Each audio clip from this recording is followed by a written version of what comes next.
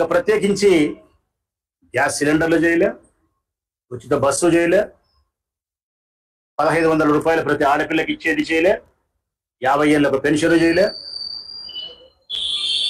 ఉచిత ఇసుకను చేయలేకపోయినారు. ఏ పథకాన్ని కూడా అమలు పరచలే.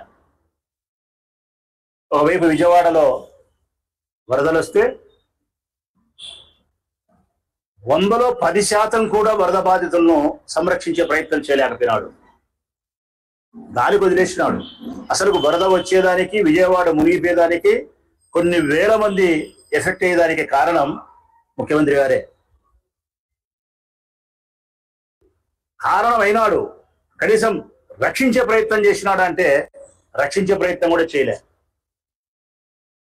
కనీసం ప్రజలిచ్చిన విరాళాలైనా సక్రమంగా పంచినాడా అంటే తప్పుడు లెక్కలు చూపిస్తా ఉన్నారు. అగ్గిపిట్టలకు కొవ్వొత్తులకు 26 కోట్లు రాసినారు. పులిహోర ప్యాకెట్లకు 360 కోట్లు రాసినారు. అసలుకి రాష్ట్ర ప్రజలు ముక్కును వేలేసుకుంటున్నారు. కొవ్వొత్తులకు ఏంది 26 కోట్లు, పులిహోర ప్యాకెట్లకు ఏంది 360 కోట్లు. ఈ లెక్కలన్నీ ఏంది అసలుకు? కేంద్ర రాష్ట్ర ప్రభుత్వాల వైపు నుంచి వారికి అందాల్సినటువంటి ప్రయోజనం శూన్యం. ఈరోజు గుంటూరు కలెక్టర్ ఆఫీస్ దగ్గర కొన్ని వందల వేల మంది పడిగాపులు కాస్తా ఉన్నారు. మాకు రావాల్సిన 10,000 ఎక్కడ, మాకు రావాల్సిన 20,000 ఎక్కడ అని చెప్పి. ఇంత వైఫల్యం మునుపెన్నడూ ఏ ప్రభుత్వంలో కూడా మేము చూడలే. ఇంత దారుణంగా ఒకవైపు విజయవాడ వరదలు ముంచెత్తితే, మరొక వైపు ఈ 4 నెలల కాలంలో పదుల సంఖ్యలో చిన్నపిల్లల యొక్క మానానికి ప్రాణానికి రక్షణ లేదు. 1 కాదు 2 కాదు రాష్ట్ర ప్రజలారా, పదుల సంఖ్యలో. ఇది అమానుష్యము, దుర్మార్గమైనటువంటి చర్య, పైశాచికమైనటువంటి చర్య. 5, 6, 7, 8, 10 సంవత్సరాల ఆడపిల్లలను మానభంగం చేసి చంపేస్తున్నారు.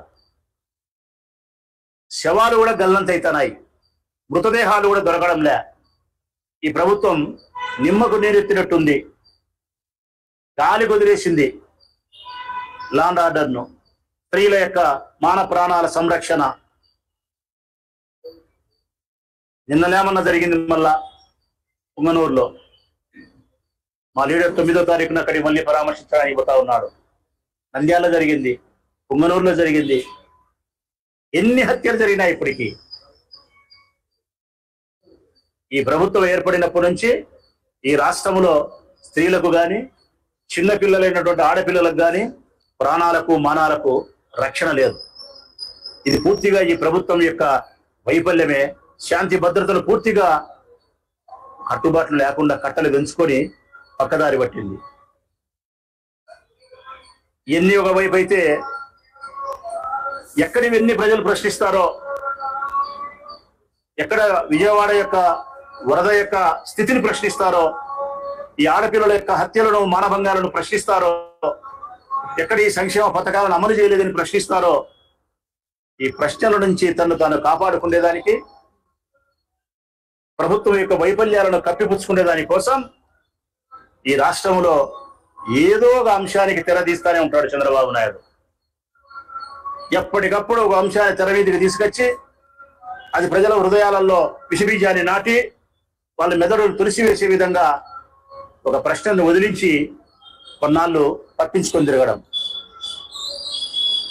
హైదరాబాద్లో అయితే హైడ్రా అంటున్నారు, మన ఆంధ్రప్రదేశ్లో అయితే తిరుపతి లడ్డు అంటున్నారు.